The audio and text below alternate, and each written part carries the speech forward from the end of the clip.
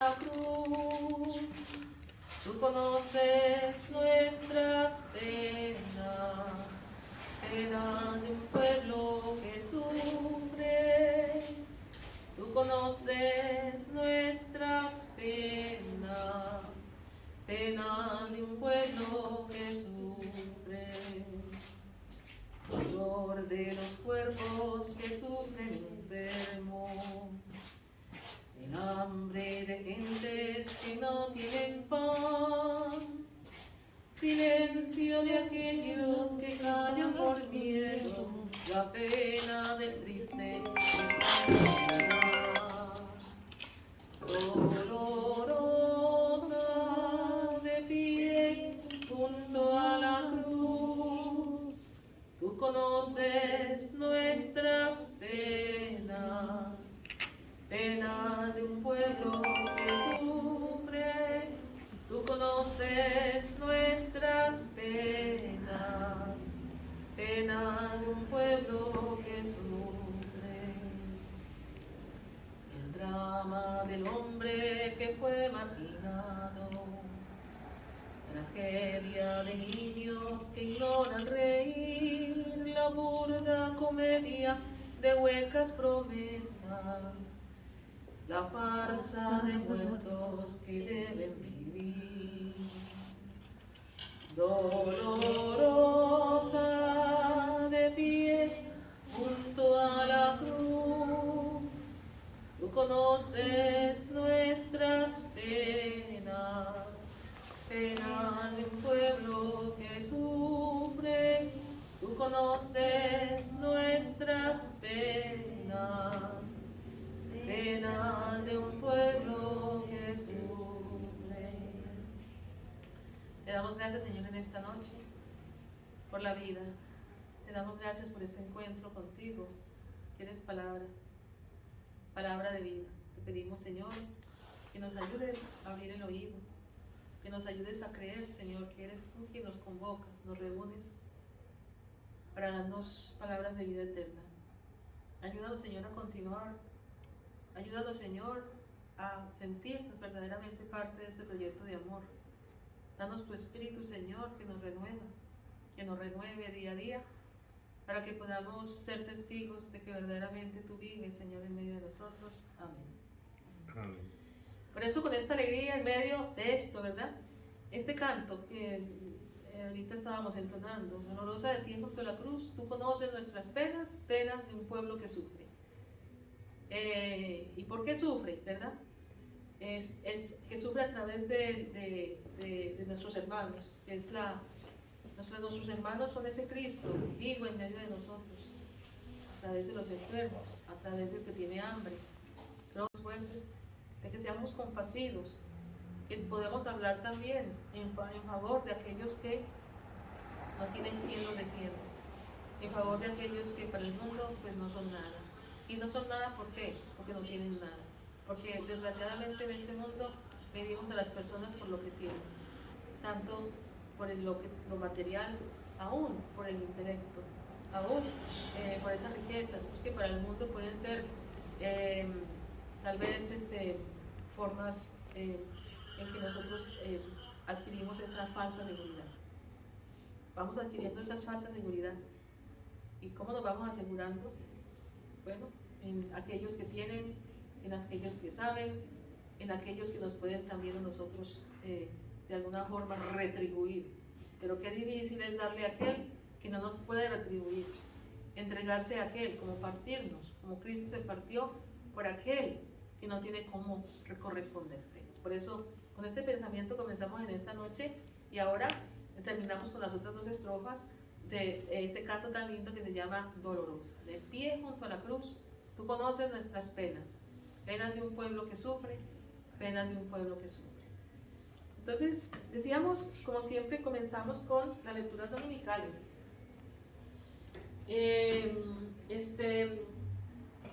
Con estas lecturas, pues el Señor nos prepara para el próximo domingo, que es el domingo, el día del Señor. ¿Y qué nos hace presente el domingo? Pues la eternidad, es el día de descanso. Es poco lo que pensamos nosotros en dónde, en la eternidad. Pero el domingo es el día del descanso. Nos hace presente que el Señor, si nos ha creado, nos ha sacado del polvo, nos ha dado su espíritu y nos quiere hacer sus hijos. ¿Para qué? Para que algún día también podamos participar plenamente de sus bienes. Porque esos bienes Dios no los quiere dar desde hoy, a través de su iglesia, como primicia. Nos quiere dar esos bienes.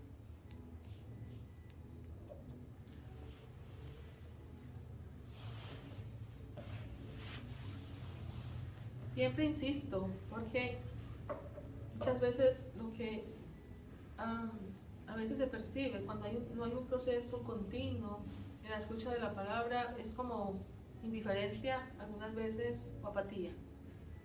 Entonces es un insistir. ¿Y se insiste en qué? En la escucha. Se insiste es que cómo se escucha a través de ese diálogo con el Señor que hacemos a través de la oración. Y la oración especialmente que nos da la palabra de Dios. Porque la palabra de Dios es eso. Es como decíamos la semana pasada, es palabra de vida. Es palabra que tiene poder de recrear, de renovar. Por eso siempre comenzamos en este espacio, ¿verdad? En este tiempecito que Dios nos da cada semana los martes, comenzamos meditando sobre las lecturas del próximo domingo, profundizando sobre ellas. Porque son lecturas que se leen en toda la iglesia, en todas las comunidades que se reúnan en Día del Señor. ¿Quién da estas lecturas? Pues el Espíritu Santo, que quiere renovar a su iglesia, que quiere darle sentido profundo a su iglesia para el cumplimiento de su misión. Pero si nosotros no estamos alertas y atentos, pues esta palabra se queda simplemente en esto, en palabras. Y esta es una palabra que muchas veces nosotros no da fruto porque no la creemos. Qué bonito, ¿no? Como, qué lindo que se escucha, qué linda palabra. Pero puede ser como esa semilla que cae ahí al borde del camino, entre las piedritas. Y entonces vienen los cambios de temperatura, la lluvia y esto, o sea, vienen aquellos momentos difíciles y nos olvidamos de estas palabras que verdaderamente quieren ir hasta dar fruto, quieren ir a la raíz. ¿Qué es la raíz? De nuestro corazón, para darnos ¿qué? La motivación de vivir un día a día, con un sentido profundo, con alegría. La primera lectura del domingo, entramos en febrero 25, ¿verdad? Continuamos en el segundo domingo del tiempo de Cuaresma y continuamos con el libro del Génesis. La semana pasada también leíamos, ¿verdad? Del libro del Génesis. Leíamos sobre Noé. Ya estamos entrando a lo que nosotros llamamos en el estudio bíblico, que comienza pues la historia de salvación, por decir así, con Abraham. Se habla de historia de salvación. Las lecturas anteriores, hablando de Noé, del arca. Estábamos hablando antes de esto del libro de Levítico. Bueno, aquí comenzamos con por decir así, esta parte de la escritura que conocemos como el comienzo de la historia de la salvación, y es del Génesis capítulo 22, versículo 1 al versículo 2 y versículo 9a, y luego nos vamos al versículo 10 al versículo 13 y luego del versículo 15 al 18. Retoma. Lo tienen ahí en su señalamiento bíblico. ¿Identifican esa referencia bíblica? Está en Génesis, hoy, porque el próximo domingo es 25, decíamos, ¿verdad? De febrero. Y entonces, esta es la lectura. Aquí está, sí. Aquí está como más, aquí en el señalamiento bíblico, aparece Génesis, capítulo 10. 22. 22. Dítenlo, por favor. Del versículo 1 Del versículo 1 al 2. al 2. 9, 13. Entonces hay un puntito, ¿verdad? Que se lee I. Del 9 al Del 9 al 13. 13. Y del 15 al Y del 15 al 18. Del 15 al 18. Bueno, es bueno aprender a conocer estas referencias bíblicas. Quiere decir que en el mismo capítulo vamos a leer, porque son capítulos muy largos, entonces se retomaron algunos versículos. Y estos versículos son del capítulo 22. Se representan así y se leen así. Génesis capítulo 22, del versículo 1 al versículo 2, este puntito se lee I. ¿Verdad? I, ese se lee I. Del 9 al 13 y del 15 al 18. Entonces, esta es la primera lectura para el próximo domingo. Aquí en este libro, que es el manual para predicadores, lo representa de un poquito diferente, pero usualmente la forma que los católicos en América Latina, por lo general siempre usamos ese tipo de referencias. La coma para hablar del capítulo, el guión para la secuencia y para separar de pronto tanto de un capítulo o versículos del mismo capítulo. ¿Está bien? Entonces dice así. Entonces, como decíamos, este texto hace parte ya del comienzo de lo que llamamos historia de la salvación o la historia de los patriarcas. Dice, en aquel tiempo Dios le puso una prueba a Abraham y le dijo, Abraham, Abraham. Él respondió, aquí estoy. Es interesante, ¿verdad?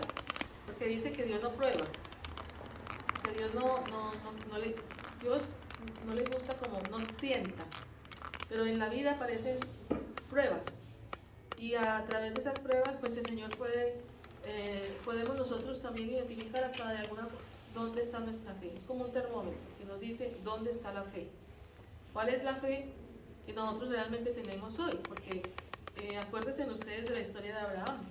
De Abraham no podía tener hijos, ¿cierto? Comienza en el capítulo 12, hablando acerca de estos forasteros que pasaban junto a la tienda de Abraham. Era al mediodía, era ya la hora como de la siesta, y hacía mucho calor, y pasaron, y entonces Abraham los ve venir de lejos, y Abraham, que reconoce en el forastero la presencia de Dios, porque también aquí lo que quiere decir es para el pueblo de Israel la importancia del forastero, porque ellos también fueron forasteros, fueron en Egipto. Entonces, aunque estoy aquí mezclando de alguna forma, estoy mezclando relatos, ¿verdad?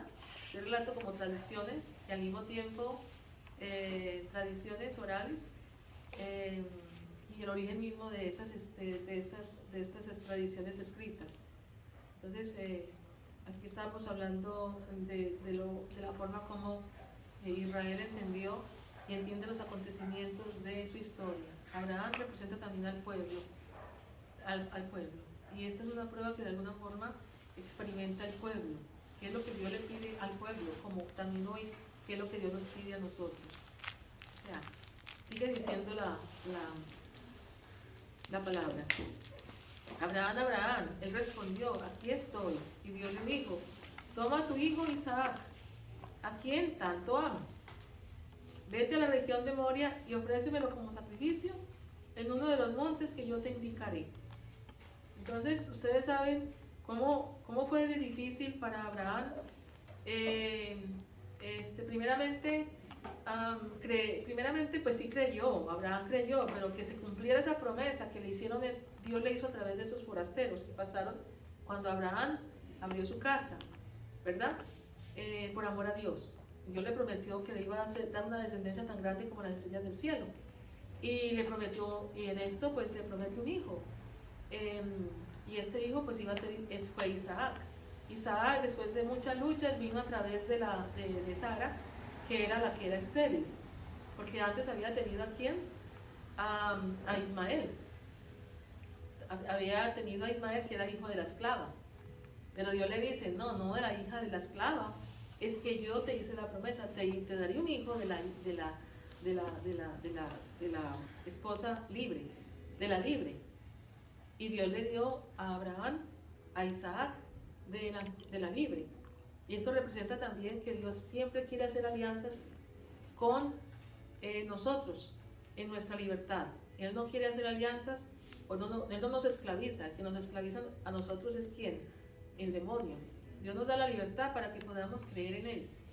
Bueno, son cosas maravillosas, son aspectos importantísimos y lindos que nosotros podemos sustraer de estas lecturas, de la temática de estas lecturas, porque se aplican a nuestra vida hoy. Entonces, aquí la pregunta es, ¿quién es Isaac para mí? ¿Quién es mi Isaac? Aquí Dios le está pidiendo a Abraham, a Isaac. Isaac era lo único que él tenía y era la garantía de la promesa. Entonces, cuando Dios le dice, sacrifícame a tu hijo, mira, entonces ¿cómo se va a cumplir la promesa?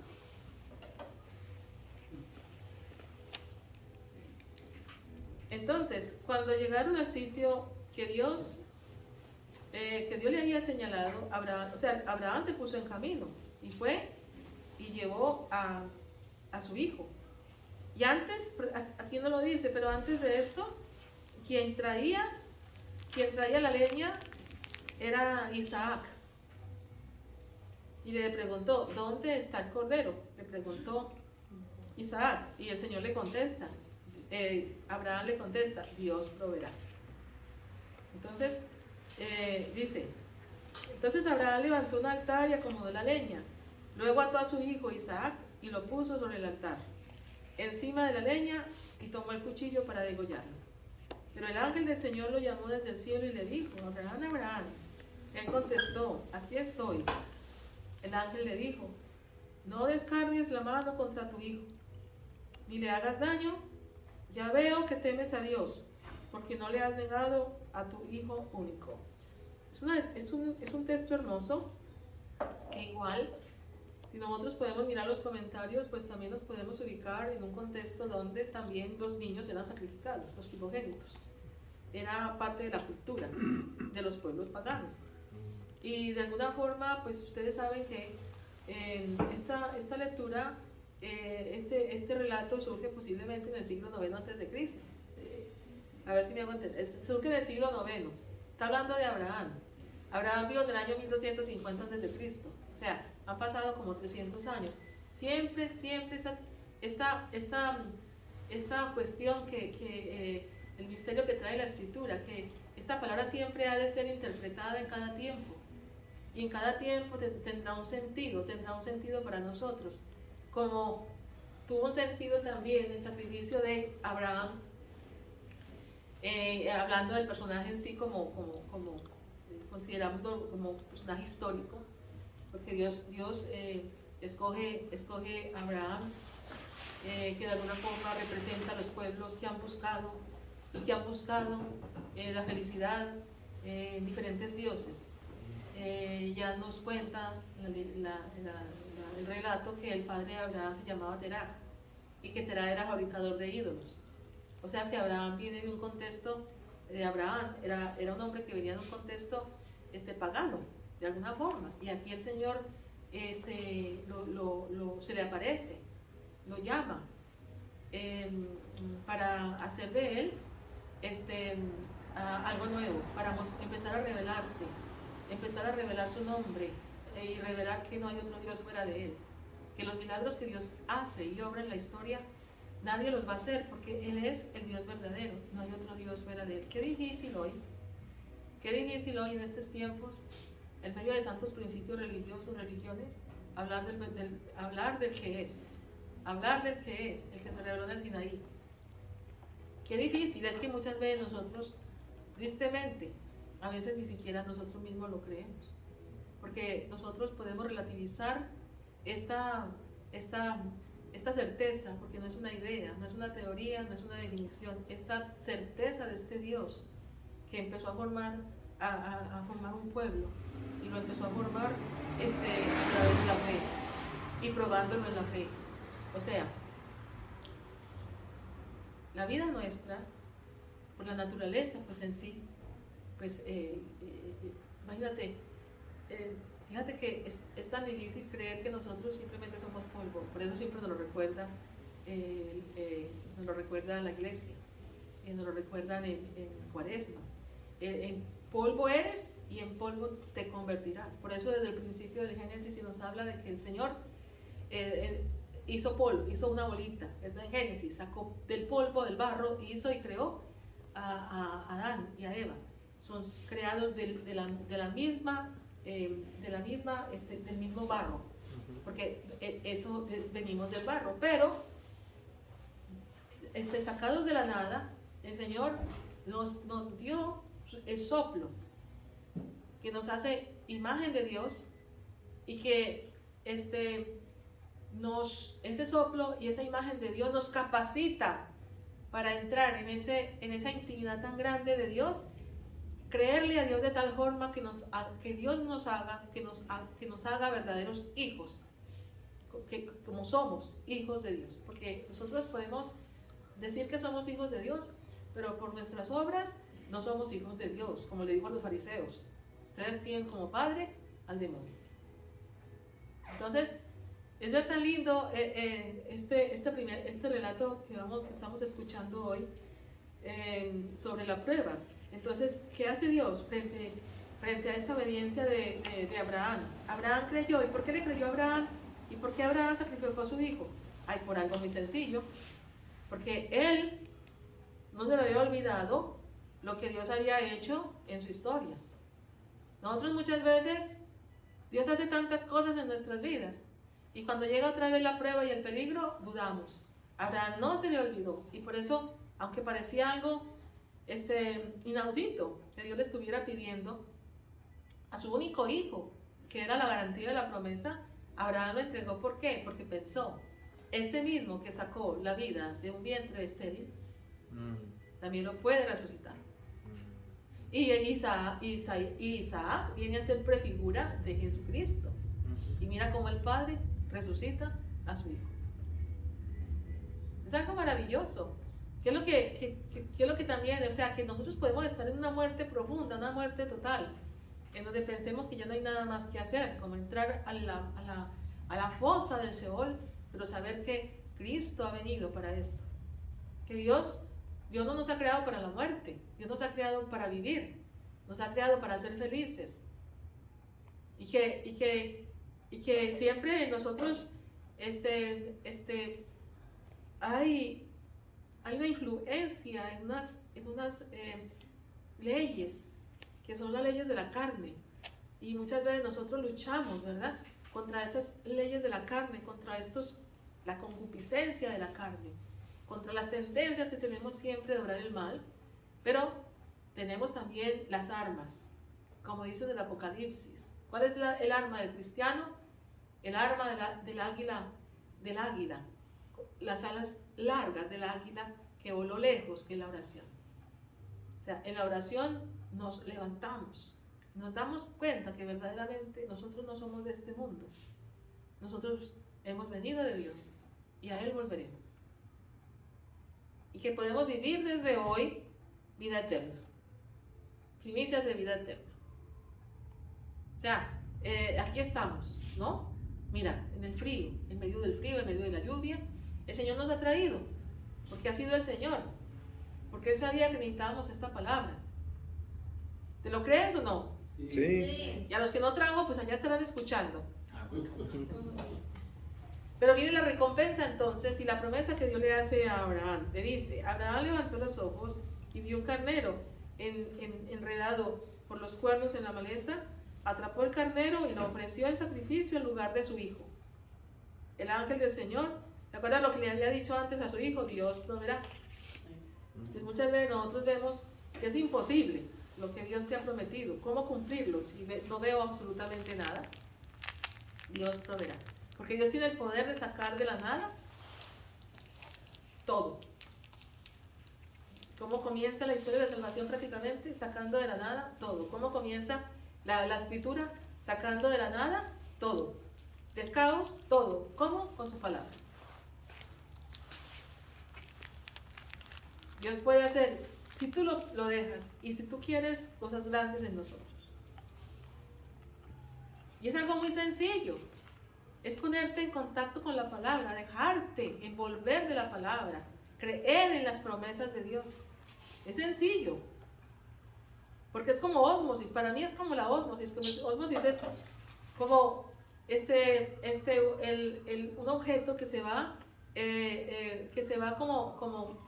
haciendo, le va haciendo propio el ambiente en que se encuentre. Por ejemplo, aunque sea una piedra, si está en medio del agua, de tanto estar en medio de del agua, la piedra se va haciendo porosa y se va tomando otra naturaleza. Así mismo nuestra naturaleza pecaminosa. En estar en contacto con la palabra, esa palabra que entra y filtra a través del oído, ese oído que está atento, que empieza a hacer algo nuevo en nosotros. Creo que leíamos hoy en Isaías. ¿Qué es la palabra? Hoy leíamos la primera lectura. Es como esa lluvia que fecunda la tierra, ¿verdad que sí? Que esa palabra no regresará sin haber cumplido su objetivo. Yo les digo sinceramente, a veces, no crean, yo también vengo pensando, estoy cansada, y yo qué les voy a decir. Y porque mira, yo simplemente pues preparo, miro lo de la lectura, miro el contenido que sigue, pero yo sé que aquí el autor principal, aquí el elemento fundamental es Cristo, porque no tendría sentido. O sea, ¿qué podría ayudar si Él no estuviera con nosotros? ¿Qué pudiéramos nosotros escuchar si verdaderamente Él no nos dispusiera? Y porque el Señor pues cumple. Y yo creo en esta palabra, que la palabra de Dios no regresa ni a ustedes ni a mí sin haber cumplido su objetivo, y es darnos vida. ¿Hay alguna pregunta? Pregunten ahora, callen para siempre. Y si hay alguno en la línea, puede mandar una pregunta, algo, y la podemos contestar. A ver. Entonces, ya termina esta lectura diciendo así: el ángel del Señor volvió a llamar a Abraham desde el cielo y le dijo, mira, después de la prueba, dice, juro por mí mismo, dice el Señor, que por haber hecho esto y no haberme negado a tu hijo único, yo te bendeciré y multiplicaré tu descendencia como las estrellas del cielo y las arenas del mar. Tus descendientes conquistarán las ciudades enemigas, en tu descendencia serán bendecidos todos los pueblos de la tierra, porque obedeciste a mis palabras. Hermanos, cuando tú vienes, por ejemplo, yo sé que algunos vienen para traer los niños a la doctrina, porque traen los niños a la doctrina y les piden el sellito. Pero más que el niño venga a recibir un sacramento, porque puede recibir el sacramento, pero después nunca va a volver a la iglesia. Lo que el Señor pide, especialmente que esa primera palabra, esa primera catequesis, porque los primeros catequistas de los niños son los padres, que muchas veces traemos los niños a la catequesis para que reciban pues la instrucción de la fe. Pero no hay mejor instrucción de la fe, que es la que dan los que representan a Dios en la tierra, que son los padres. Por eso los padres necesitan, como Abraham, creer en esta promesa de Dios. ¿Qué es lo que Dios va a dar a tu descendencia futura? Pues la fe. Esa fe que pueda resistir hasta a las tormentas, a las dificultades, a las crisis que estos jóvenes, estos niños están atravesando en estos tiempos tan difíciles. Tú, a través de la fe, puedes decirle al niño, sacrifica a tu Isaac. ¿Cuál Isaac? Ese celular que lo que te está llevando es a corromper tu mente. Porque tú le dejas ver todo lo que hay ahí. Y muchas veces el niño va a tener la persecución. Le enseñas como Abraham la fe. Estoy hablando de Isaac, que estuvo dócil a la palabra del Padre y le creyó al Padre hasta el punto de ser tendido en medio de la hoguera y no defenderse como un cordero. porque no se defendió. Por eso, hay un canto muy lindo que dice, átame fuerte, Padre mío, que no sea, que por el miedo me resista, y no sea válido tu sacrificio, y los dos seamos rechazados. Y dice, venid a ver la fe sobre la tierra, venid a ver la fe sobre la tierra, un padre que sacrifica a su hijo, y el hijo querido que le ofrece su cuello. ¿Y quién fue el que hizo esto? Esta era la prefigura de quien Jesucristo. Y era el Padre quien nos ofrecía a su Hijo por la salvación nuestra. ¿Y qué es lo que vino después? Esa fe, ¿qué es lo que trajo para Abraham? Una descendencia más grande que las estrellas del cielo. Y en Jesucristo es volver toda la humanidad restaurada por el poder de la acción del sacrificio de Jesucristo, de Isaac en Jesucristo.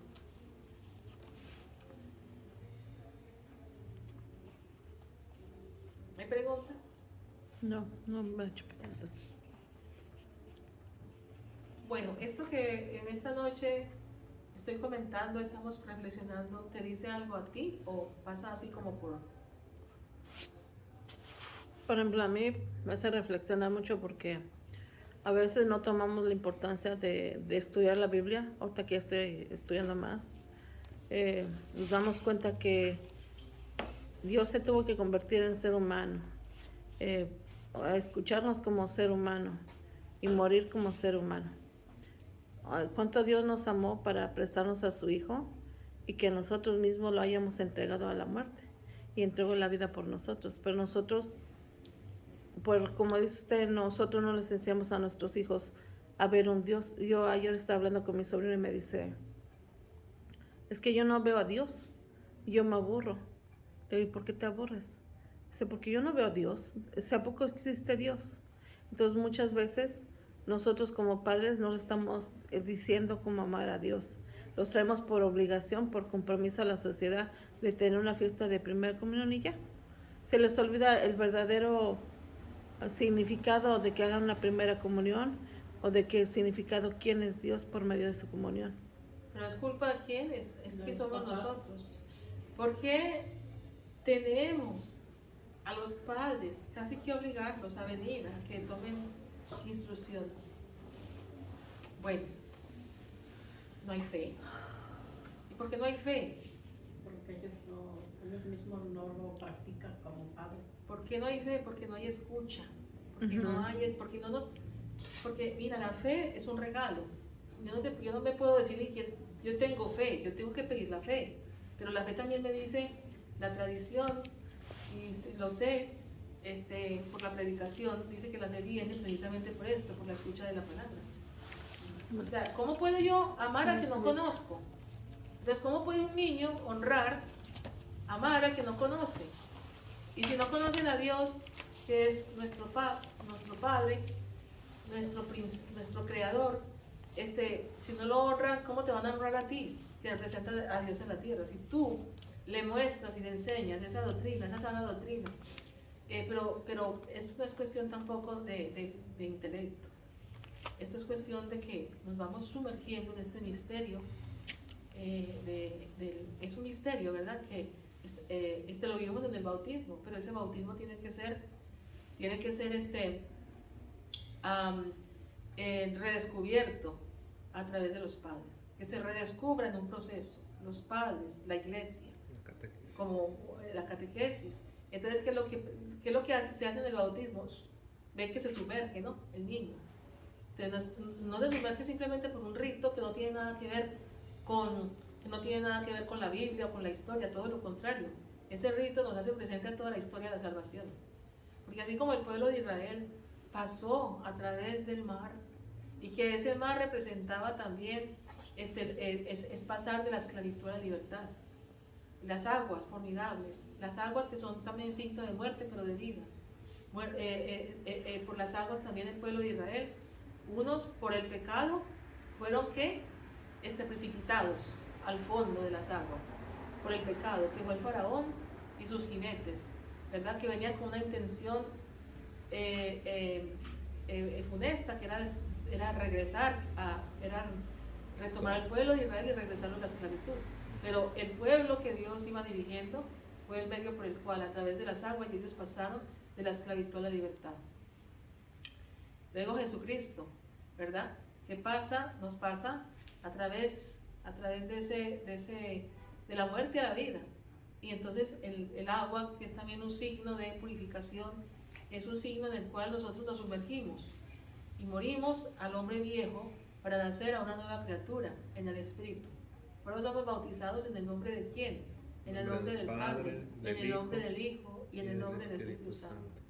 O sea, fíjate, son palabras que de verdad, que por más que yo las trate de explicar, si no entramos y no le pedimos al Espíritu Santo, a Dios que nos guíe, para que nosotros podamos redescubrir, para que el Señor nos muestre el camino, para poder seguir, para caminar realmente, porque muchas veces nosotros no caminamos, nosotros estamos ahí, estamos sedentarios, sentados, ¿sí? En la fe, muchas veces nosotros estamos, no queremos caminar. Porque no tenemos fe, maestro. No queremos caminar porque, o sea, cuando hablo de caminar, hablo acerca de una meta, que es la meta del cristiano. ¿Cuál es la meta? El cielo. Entonces, el pueblo de Israel siempre fue, ¿qué? Peregrino. Por eso nosotros estamos llamados a caminar. Cuando el pueblo de Israel se sedentarizó, o sea, ¿qué es lo que hacía? Disculpen, buenas noches. Ando buscando un sacerdote. ¿No ha venido para acá ahorita? No. ¿Ese es el salón de Biblia? Sí. Sí. Gracias. Si quieres, espere lo que es sentadita. Ahí, no sé. Este es el de Biblia. No es una emergencia. Oh, no sé. Ok. Entonces, ¿quién habrá Pero aquí? ya fui al convento y me dijeron que aquí por acá andaba el Padre Francisco. De seguro están en los salones de Entonces, clase. Ustedes están están allá. allí en el salón. No sé. Deje, yo le ayudo, maestro. Usted continúa la Bueno. clase. Bueno, entonces, Gracias. ok, podríamos hablar tanto, ¿verdad? De estas imágenes que nosotros usamos en los sacramentos, pero que realmente tienen imágenes, es como el agua. A ver, a veces miramos que al niño se le bautiza, algunas veces que se le sumerge 3 veces en una pila bautismal, que hay unas que son profundas, pero no entendemos realmente la profundidad de lo que, qué se está haciendo ahí, qué está operando en ese momento. Si estamos creyendo que verdaderamente se ha introducido, se ha incorporado un nuevo miembro al cuerpo de Cristo, injerto, porque no todos los que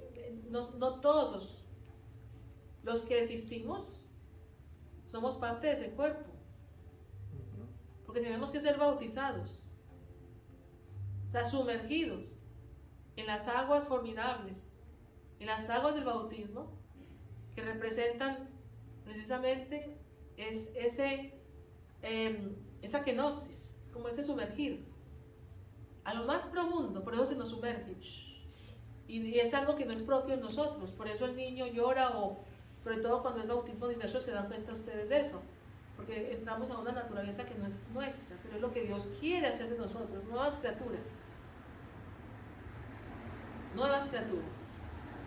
¿Y cuál es el signo de esa nueva criatura?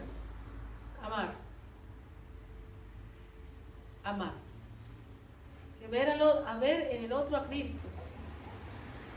Esa es la prueba.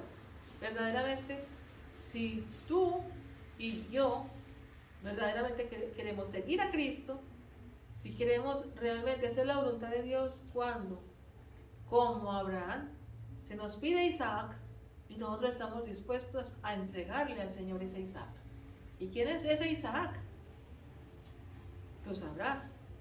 Pero posiblemente Isaac es todo aquello que te quite la paz. Escuchaba ese comentario de un sacerdote que me gustó mucho. Todo aquello que te quite la paz, esto es tu Isaac. Porque muchas veces nosotros ni que te digan que termines, por ejemplo, con esta relación que no es buena. Esto no se aplica. Que ni te digan que de pronto ese tipo de trabajo los domingos no es propio, porque el domingo es el día de descanso. Y así, nosotros vivimos la fe, pero a nuestra manera, y la acomodamos. Así no es. Bueno, pues ven ustedes cómo se me da el tiempo de rápido. Yo no puedo creer que llegamos a las 8:30. ¿Será que sí? Sí. Ustedes llegaron muy tarde. Yo sí. Bueno, les voy a contar un cuento. Dice que le siga, maestra. ¿Cómo? Dice que le siga, que está interesante. Dice prevenirnos, no sé, yo hablo al azar el cuento. Vamos a ver qué nos dice. Don Federico era un anciano, pero su corazón seguía siendo joven. Cuando hacía alguna obra buena decía: arrojé otra manzana al otro lado de la barda. ¿Recuerda que hemos hablado? Ya no sé si lo leímos. Alguien le preguntó qué cosa quería decir con aquellas palabras. Don Federico le explicó: un día invité a algunos niños a que pasaran a mi huerta y les dije: coman ustedes todas las manzanas que quieran, pero no echen ninguna a sus bolsas. Los niños comieron todas las manzanas que pudieron, pero varios de ellos arrojaron manzanas al otro lado de la barda. Y al salir de la huerta se las comieron, o bien se las llevaron. Fue para mí una gran enseñanza y me dije: estando en este mundo, debo arrojar al otro lado de la muerte algunas obras buenas. Así, al marcharme de este mundo, encontraré algunos frutos y no pasaré hambre por toda la eternidad. Qué bonito, ¿no? Y la enseñanza dice así: dichosos los muertos que mueren unidos al Señor, ellos descansan de sus fatigas porque sus obras los acompañan. Apocalipsis 14:13 y Mateo 7:21. Esto es, y esto nos hablaba hoy también el Evangelio, hablando de las obras de misericordia. Son los frutos. Como hay un canto muy lindo que dice: amar es entregarse, se lo saben, ¿verdad? Olvidándose de sí, buscando lo que al otro puede hacerle feliz, buscando lo que al otro puede hacerle feliz. Qué lindo es vivir por amor, qué grande es tener para dar alegría y felicidad. Darse uno mismo, eso es amar. Dar alegría y felicidad. Darse uno mismo, eso es amar. Entonces, y yo no sé, nos faltaron muchos hoy, no sé si fue por la lluvia. ¿Quieren ustedes, como igual ya nos falta mucho tiempo, que sigamos con las lecturas? Y ya la otra semana continuamos con los anacronismos, que es los anacronismos en el Pentateuco. Anacronismos, pues hablamos de textos, de pasajes en la Escritura que parecieran que son escritos fuera de tiempo. Y eso los encontramos en la Sagrada Escritura. Pero la otra semana entonces podríamos retomar esto porque hoy empezamos un poquito más tarde. ¿Hay alguna pregunta?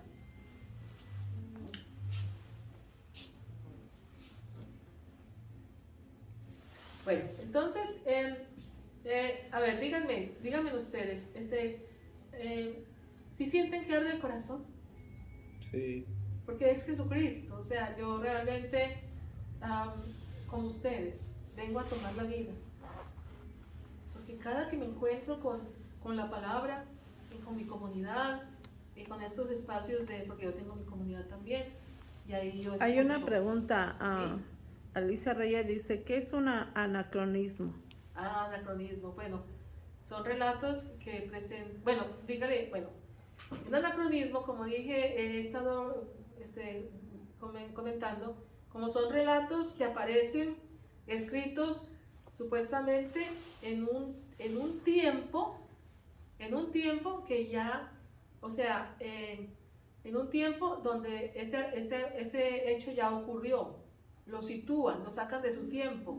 Pero es difícil de pronto porque en la escritura aparecen muchos tipos de anacronismos, dependiendo del libro. La otra semana, ¿quién es? Se llama Alicia Reyes. Alicia, la próxima semana te voy a poner ejemplos concretos de estos anacronismos. Pero quisiera también a los que están mirando por las redes, de pronto mandarle, no se esperanza si hay posibilidad de mandar el material, también las partecitas para que también ellos puedan mirar la escritura y poder comparar. Me las mandan y yo las pongo en el la semana entrante vamos a leer los textos concretos y explicarles por qué están catalogados como un anacronismo. Por ejemplo, cuando en el tiempo de Moisés todavía no se había tomado la tierra y aparecen algunos textos que supuestamente si son escritos por Moisés, ¿cómo es posible que ya Moisés estuviera hablando acerca de la tierra tomada por los israelitas? Es fuera de tiempo, es un anacronismo. Entonces, pero lo vamos a ver con ejemplos más concretos, porque ahorita solo me quedan 20 minutos y quiero aprovechar para terminar con la segunda lectura y con el Evangelio. A ver si me se acuerdan, ¿ok? Para mandar, no sé cómo podemos mandar, para que yo le explico cómo me los manda. Okay. El Salmo, por ejemplo, caminaré en presencia del Señor en el país de la vida. En el país de la vida. ¿Cuál es el país de la vida, hermanos? Hermanos, que Dios ha creado este universo maravilloso. ¿No les parece? Y yo siempre les he dicho a ustedes, Dios nos ha puesto en el paraíso. Pero el pecado hace que nosotros veamos todo. Y sí, todo. Es esto, porque el pecado, o sea, nuestra naturaleza, por el pecado del origen, por el pecado que traemos de nuestros padres, es siempre, además, que este cuerpo tiende esto al polvo. Aunque fue sacado del polvo, Dios lo creó para la eternidad, pero por la desobediencia, entonces nosotros pues tenemos que morir, entre paréntesis, ¿verdad? Este cuerpo tiene que ser purificado para poder entrar algún día, y hoy, y desde hoy también, para entrar, por decir así, a experimentar la gloria de Dios, porque nosotros podemos experimentar desde hoy la gloria de Dios. La gloria de Dios. ¿Cuándo podemos reconocer esto? Caminaré en la presencia del Señor en el país de la vida. Dice, tenía fe aun cuando dije, qué desgraciado soy. Mucho le cuesta al Señor la muerte de sus fieles. Señor, yo soy tu siervo tuyo, hija de tu esclava. Rompiste mis cadenas, te ofreceré un sacrificio de alabanza, invocando tu nombre. Cumpliré al Señor mis votos en presencia de todo el pueblo, en el atrio de la casa del Señor, en medio de Jerusalén. Entonces, hemos sido creados, hermanos, para alabar, para bendecir, para agradecer. Hemos sido creados. ¿Cuándo podemos hacer esto? Cuando reconocemos que aún habiendo salido de la nada, Dios ha sido muy bueno y misericordioso con nosotros. De poder experimentar cómo Dios siempre es fiel. ¿Qué es lo que Dios? Miren, hay algo que a mí siempre me llama mucho la atención. Dios no es un Dios que impone el amor. Me tienes que amar porque yo soy Dios. ¿Verdad? Exactamente, pero esa libertad, y él esa libertad lo que hace es enamorarnos. Porque desde el principio veíamos cómo Dios hizo ese paraíso para Adán y Eva, como lo hace para ti y para mí. Nos enamora,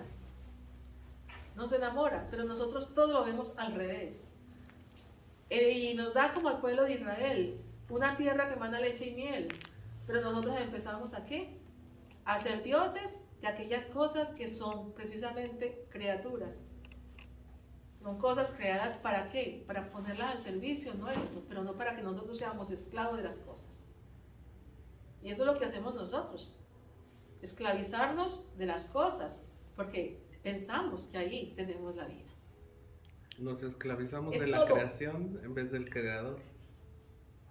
Yo tengo, por ejemplo, una perrita que yo quiero mucho. Ay, y yo a mi perrita, ya me le digo, Señor, pero claro, tengo que reconocer que esos animalitos que Dios crea son para alegrarnos, para entretenernos, para contemplar su grandeza, porque es que verdaderamente Dios crea con tanta ternura y todo lo crea hermoso, lo crea porque uno puede conocer, uno conoce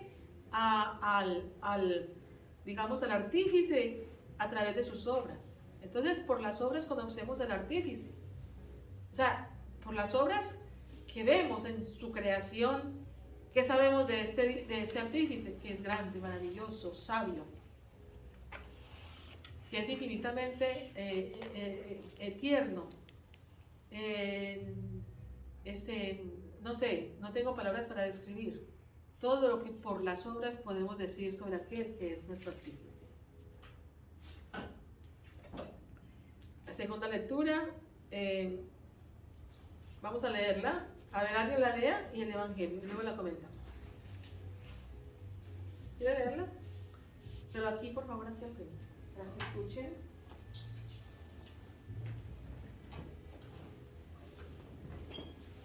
Alicia Reyes dice: gracias, maestra.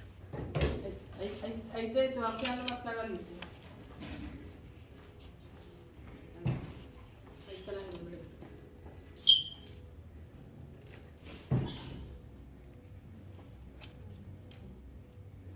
Segunda lectura. Hermanos, si Dios está a nuestro favor, ¿quién estará en contra nuestra? El que no nos acatimó a su propio Hijo, sino que lo entregó por todos nosotros. ¿Cómo no va a estar dispuesto a darnos todo junto con sus hijos? ¿Quién acusará a los elegidos de Dios?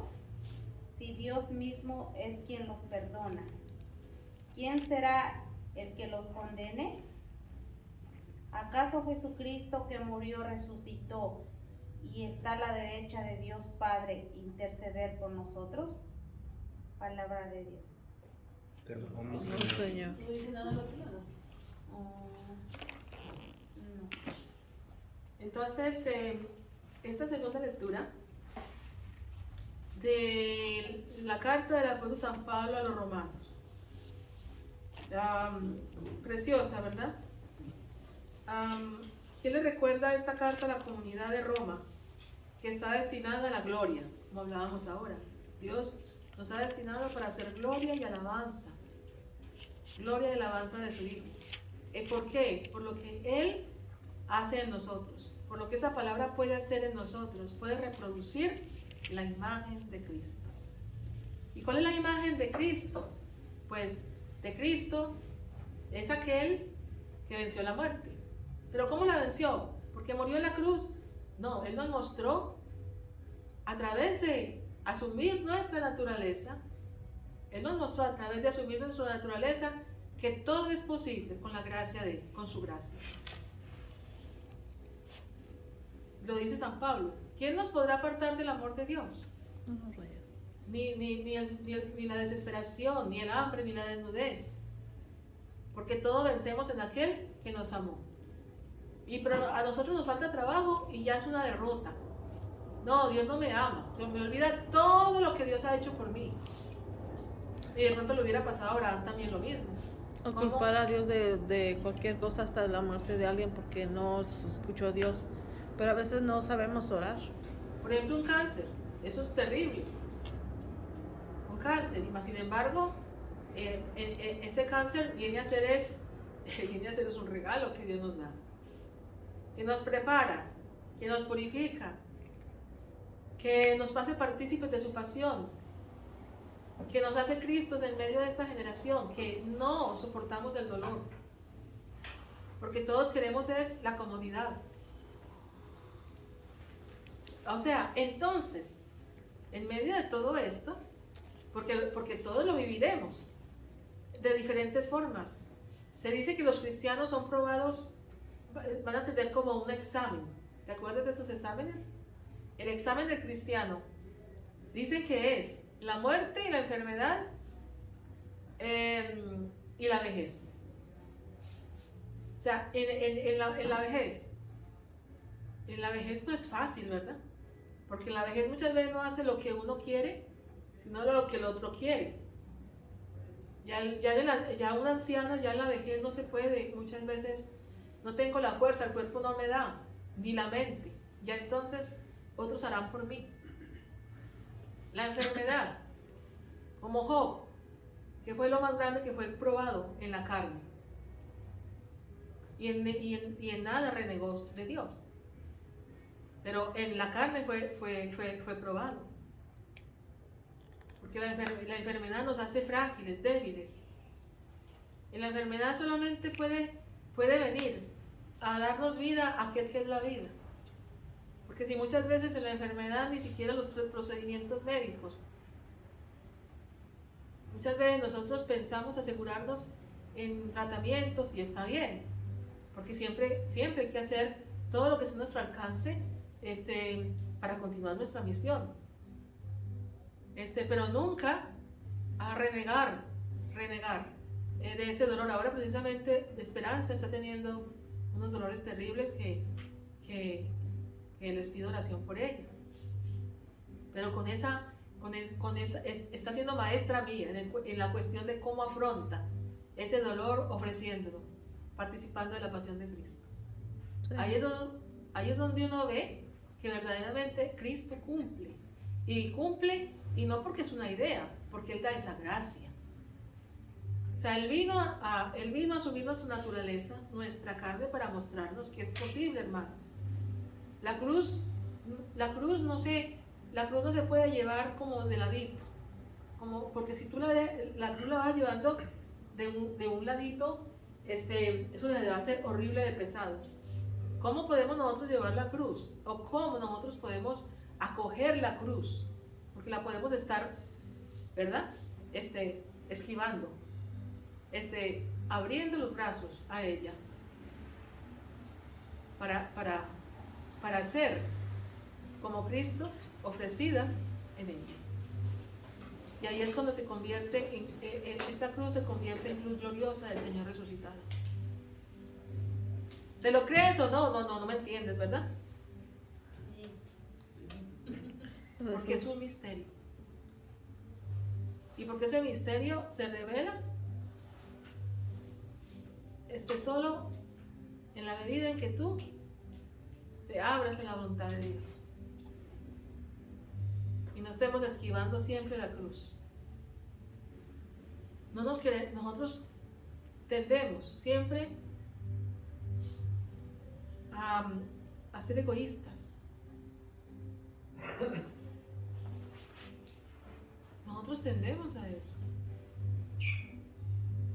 Yo sé que de pronto aquí hay algunos santos que ya están, ¿verdad? Pero por lo general no nos cuesta en el egoísmo. Yo digo por mí. Bueno, ¿en qué aspecto? Nosotros, por ejemplo, algo muy sencillo y algo tan elemental. Vas por ahí, alguien te dice, préstame el teléfono, no se lo prestas por miedo. Con nuestros propios hermanos o hermanas, préstame dinero. Préstame dinero. Hasta los propios hijos. Y especialmente cuando sabes que no te van a pagar. Sí, es pecado. No, y hasta no te van a regresar. A los propios hijos, en mi caso yo le pedí a mi hijo para ver si salía una flor de escandil. Me dice, tantos años allá y no tienes dinero. Pero pues así es. No se acuerdan cuando uno les dio de comer. Se les olvida, pero pues así es. Una señora está preguntando, ¿cómo podemos discernir la voluntad de Dios? Es la señora Alicia Reyes. ¿Cómo podemos discernir? Discernir la voluntad de Dios. Pues, primeramente, el fin del cristiano es discernir, aprender a discernir. ¿Cómo aprendo a discernir la voluntad de Dios?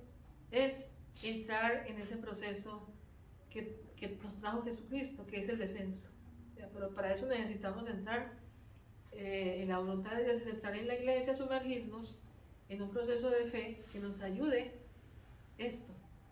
a poder saber y diferenciar entre lo bueno y lo malo. Un elemento importante, muy importante, es el conocimiento de la palabra, pero no necesariamente desde la parte empírica. Sí es importante porque la palabra de Dios, recuerden que antes de ser escrita fue vivida. Si yo leo la palabra de Dios, mirándolo como un libro, simplemente un libro y no una persona, porque la palabra de Dios es vida, es Cristo. Entonces, ¿cómo conozco a Cristo? Profundizando, entrando en la iglesia, porque yo puedo entrar individualmente a tratar de conocer el misterio de la palabra, pero esto Dios lo revela es en su iglesia. Pero la voluntad de Dios es un proceso, Alicia, prácticamente de discernir sobre esa voluntad de Dios. Este tema. Gloria al Padre, al Hijo y al Espíritu Santo. Como en principio, ahora y siempre, por los siglos de los siglos. Que el Amén. Señor nos bendiga y nos guarde, nos muestre su rostro y tenga misericordia de nosotros. Vuelva el Señor su rostro sobre nosotros, sus siervos y sus siervas, y nos conceda su paz, su felicidad y su sabiduría. El Señor nos dé su santa bendición, en el nombre del Padre y del Hijo y del Espíritu Santo. Amén. Dios les bendiga y nos vemos el próximo martes, si Dios quiere.